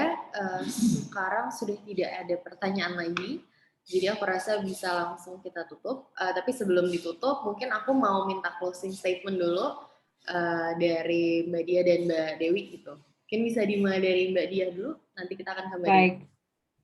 Baik, saya ingin mengucapkan terima kasih bagi teman-teman baik dari WWF dan Plastik Smart City, dan juga rekan-rekan yang hadir pada pagi hari ini, dan juga tim organizing-nya. Karena setiap kali saya hadir di acara seperti ini memberikan saya motivasi dan semangat lagi untuk kita bersama-sama mencari solusi untuk pengelolaan daur ulang, sampah plastik, maupun waste management secara keseluruhan. Rethinking Recycling Academy berkomitmen untuk membantu Desa Ubung Kaja untuk mencapai keberhasilan yang optimal untuk mentransformasi wilayahnya dan waste manajemennya. Dan dengan keberhasilan kita di Ubung Kaja, kami juga berharap program ini bisa direplikasi dan bisa terus bekerja sama dengan Plastik Smart City di banyak wilayah berikutnya yang kami harapkan juga menjadi desa-desa ubung berikutnya istilahnya di Indonesia. Dan yang ketiga, saya ingin memberikan semangat ke teman-teman yang hadir hari ini bahwa sebenarnya walaupun masalah itu begitu rumit atau kompleks, we have to love the problems, not the solutions. Karena the problems what make us grow and need to have wisdom, dan juga untuk membangun engagement itu dengan masyarakat adalah dengan kita mencapai konsensus dan membicarakan hal ini seperti hari ini ya. Dan solusi itu sendiri ada banyak, seperti yang Bu Dewi tadi katakan, tidak hanya ada satu solusi. Jadi jika teman-teman ada banyak ide, ada banyak keinginan untuk melakukan sesuatu, you can start with you, and that's already a good enough solution. Itu saja untuk hari ini. Oke, terima kasih Mbak Dia, terima kasih banyak. Mungkin ada sosial media atau kontak yang bisa di reach out oleh teman-teman kalau misalnya mereka masih ada pertanyaan lebih lanjut gitu.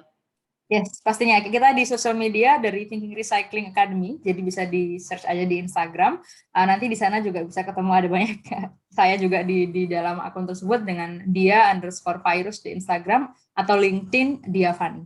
Bisa ngobrol aja di dua platform.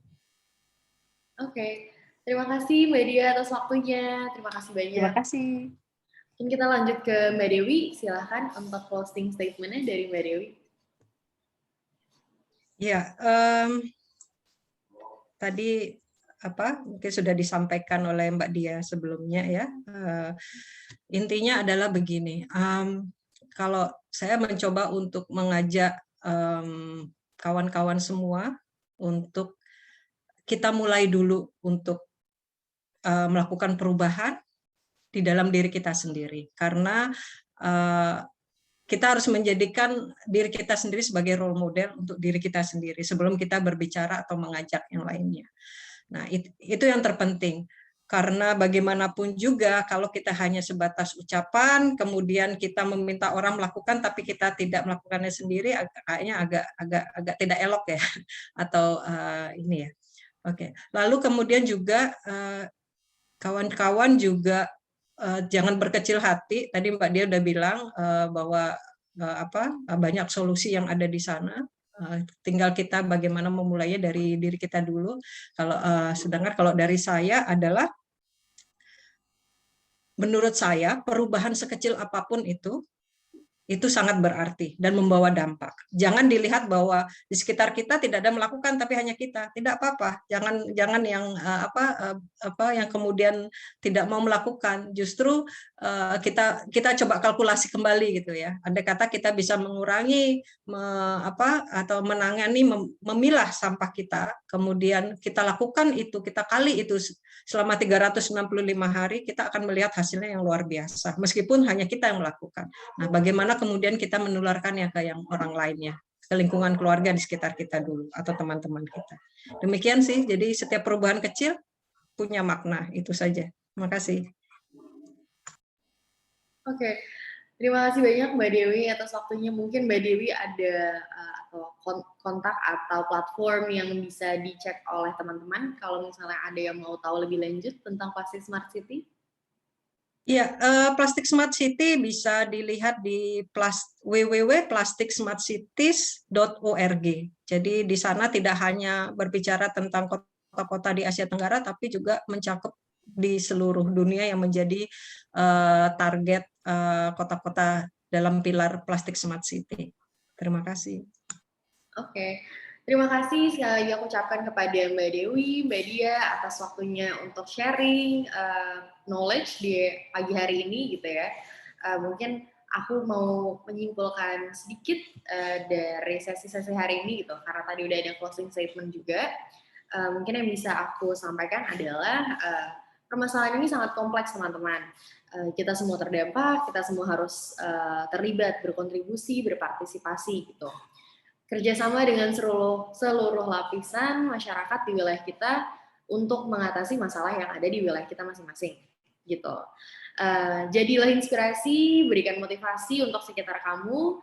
Masalah ini bisa kita tuntaskan sama-sama, gitu, pelan-pelan.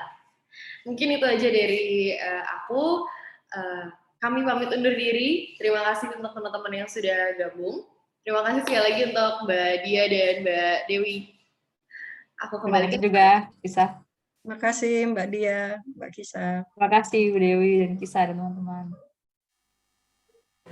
Baik, itu dia tadi. Terima kasih banyak sekali lagi untuk Mbak Kisah, untuk Mbak Dewi dan juga Mbak Diah. Itu betul-betul hebat sekali ya cerita dan juga sharing-sharingnya di pagi hari ini. Dan sekedar mengingatkan untuk informasi bahwa kegiatan ini memang merupakan platform yang menampilkan beragam inisiatif dan gagasan yang mencerminkan prinsip serta praktik dan konsumsi yang berkelanjutan di Indonesia.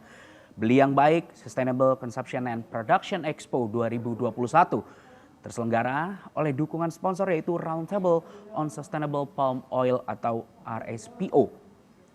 Jadi Anda bisa langsung saja mengunjungi secara langsung. Di sini sudah banyak sekali ada booth yang pastinya disediakan dan bisa mendapatkan pengalaman-pengalaman yang baru. Acaranya berlangsung sampai besok 24 April 2021. Jadi untuk yang mau hadir bisa langsung saja ke Kuningan City. Lebih tepatnya di lantai ground floor di area X Urban Garage. Tapi untuk yang mungkin ingin menyaksikan dari rumah atau dari manapun bisa mengakses melalui tautan di www.beliyangbaik.org. Tidak lupa juga saya mengingatkan ada keseruan permainan, itu ada games yang bisa diikuti melalui laman website di www.beliyangbaik.org. Karena setiap harinya akan ada 2 orang pemenang yang akan mendapatkan hadiah spesial. Selain games juga ada giveaway. Cara untuk memenangkan giveaway ini sangat mudah dengan cara memposting keseruan dari acara ini. Dan pastinya untuk yang datang langsung atau yang dari rumah bisa ikutan dengan memposting dengan postingan yang paling kece ya. Jangan lupa di tag di @wwf_id dengan hashtagnya Ayo Beli Yang Baik. Sekali lagi tagnya di @wwf_id dengan hashtagnya Ayo Beli Yang Baik. Nantinya untuk postingan yang paling kece, yang paling keren akan menjadi pemenang dan mendapatkan hadiah yang spesial. Nah, ini ternyata kelanjutannya masih panjang. Ini hari kita masih panjang, ada banyak sekali keseruan-keseruan lainnya. Tapi sebelum itu, sebelum kita juga pastinya menyambut untuk nanti istirahat sholat Jumat ya, ini kita mau dihibur dulu sama teman-teman dari Nonaria. Kalau begitu, selamat menyaksikan. Ini dia Nonaria.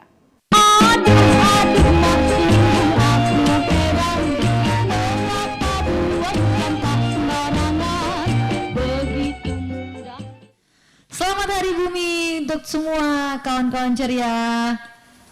Mari kita menjaga kelestarian bumi ini ya, supaya kita tinggal berdampingan juga enak gitu.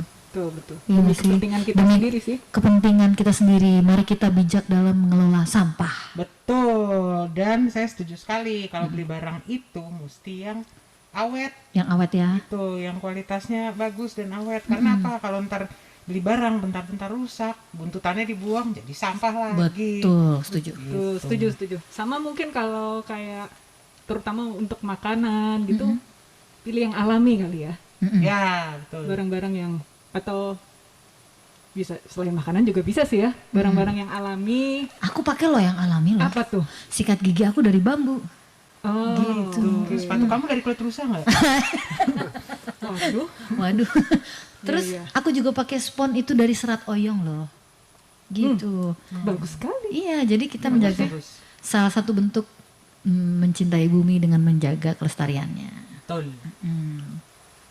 Ya, terus sebelum kita beli barang tuh dibiasain dulu, dipertimbangkan dulu, dipikirin dulu sampahnya itu mau dibawa kemana Nah, gitu. itu tuh. Kayak hubungan gitu ya. Ya, itu betul. Tapi emang bener sih kalau kita tuh pengolahan sampahnya memang belum secanggih di luar negeri gitu. Kalau teman saya tinggal di luar negeri, dia cerita, gua kalau baju udah nggak mau dipakai, terus nggak tahu mau disumbang kemana, udah tidak layak disumbang, mereka punya tuh sampah tekstil, Iya, gitu. benar-benar. Sampah khusus elektronik, gitu. Betul. Di sini sih ada waktu itu sebelum pandemi mulai, jadi ada di beberapa supermarket tuh ada Dropbox untuk jadi ada sampah plastik, sampah elektronik.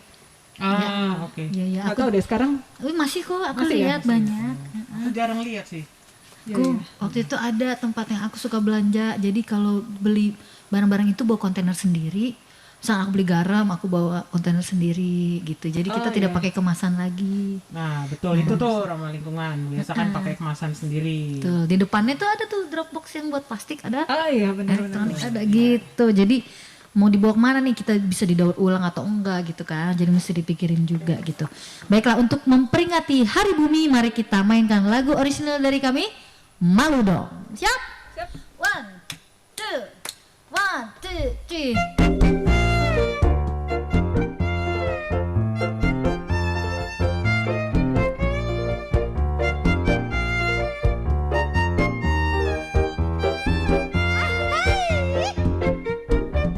Malu dong, lagak bagai pangeran, tapi buang sampah sembarangan. Malu dong, punya wajah tampan, tapi tak tahu aturan.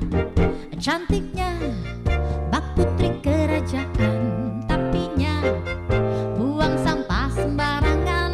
Cantiknya tidak terkalahkan, tapinya tak punya aturan. Aduh mak, sungguh aku heran, mengapa buang sampah sembarangan. Begitu mudah sesungguhnya, buang sampah, buang pada tempatnya. Malu dong, punya kendaraan, tapinya buang sampah sembarangan. Malu dong, wajah nan rupawan, tapinya tak punya aturan. Aku tuh suka sebel deh non, kalau lihat udah cakep-cakep, bajunya bagus rapi, tapi kok buang sampah, main buang begitu aja. Padahal kan bisa buang sampah pada tempatnya.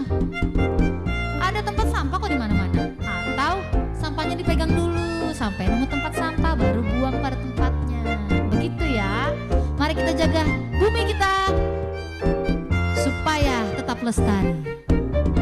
Aduh mak, sungguh aku heran, mengapa buang sampah sembarangan. Begitu mudah sesungguhnya, buanglah pada tempatnya. Aduh mak, sungguh aku heran, mengapa buang sampah sembarangan. Begitu mudah sesungguhnya, buang sampah, buang pada tempatnya. Malu dong, punya kendaraan, tapinya buang sampah sembarangan. Malu dong, wajah nan rupawan, tapinya tak punya rasa sungkan. Buang sampah jangan sembarangan, ayo kita jaga kebersihan. Buang sampah jangan sembarangan, ayo kita jaga kebersihan. Ayo buang sampah jangan sembarangan, ayo kita jaga kebersihan.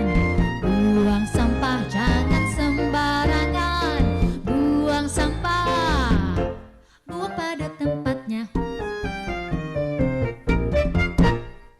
Aduh mak, sungguh aku heran, mengapa buang sampah sembarangan. Begitu mudah.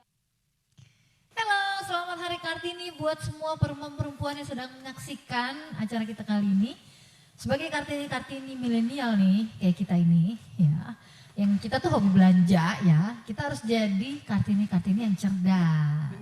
Bener banget tuh. Walaupun banyak nih barang lucu, barang bagus yang pengen kita beli, tapi sebaiknya kita beli barang-barang yang benar-benar kita perlukan saja. Yang perlu aja ya, yang pengen jangan ya, jangan dulu gitu, gimana? Betul sih. Bener ya? Oh, soalnya kita kan suka gitu kan, suka Pengen tapi berasa perlu, padahal sebenarnya nggak perlu. Gitu, Iya. cuman pengen aja, udah lucu gitu. Terus nggak penting udah dibeli kayak buat apa ya? Iya, begitu udah dibeli dia menyesal, terus bentuknya apa? Menjadi sampah. Betul. Jangan, jadi habis itu sama jangan lupa belinya tuh produk lokal. Produk lokal. Karena beneran deh, saya sendiri pakai produk lokal. Sih, produk lokal itu tidak kalah keren sama produk luar negeri. Setuju. Selain itu ya kita membantu mengurangi emisi karbon, sama yang kalau menurut saya yang paling penting membantu perekonomian lokal. Gitu. Supaya Buat muter nih ya saya, rodanya ya. muter roda perekonomian lokal itu penting banget. Penting banget. Terus kalau beli produk jangan lupa cek label. Lebih baik belinya yang ada eco labelnya. Jadi dalam produksinya dia ramah lingkungan. Ramah Jadi sama lingkungan. segi sampahnya juga akan jadi sampah ramah lingkungan. Nah, mari kita semua kita belajar ya jadi perempuan-perempuan yang bebas merdeka yang bertanggung jawab buat diri sendiri dan juga buat lingkungan dan orang lain gitu. Jadi untuk memperingati Hari Kartini ini di tanggal 21 April, betul kan? Kita langsung saja mainkan lagu orisinal dari kami, Jadi Wanita. Yeah. 1, 2, 1, 2, 3.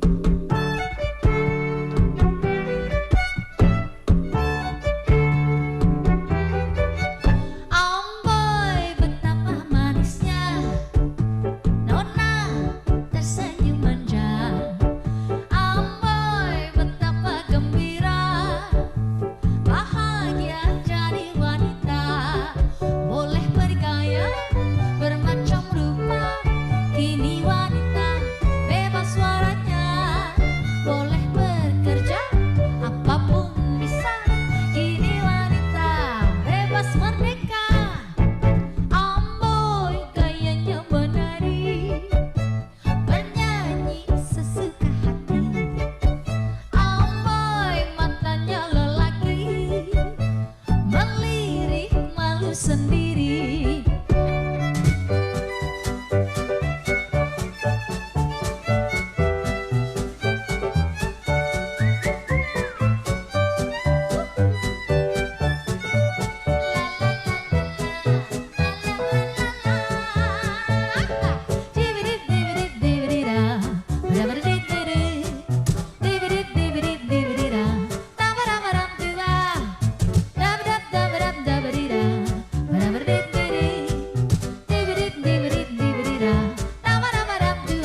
Amboy betapa manisnya Nona tersenyum manja. Amboy betapa gembira bahagia jadi wanita. Boleh bergaya bermacam rupa, kini wanita bebas suaranya. Boleh bekerja apapun bisa, kini wanita bebas merdeka. Amboy gayanya menari, bernyanyi sesuka hati.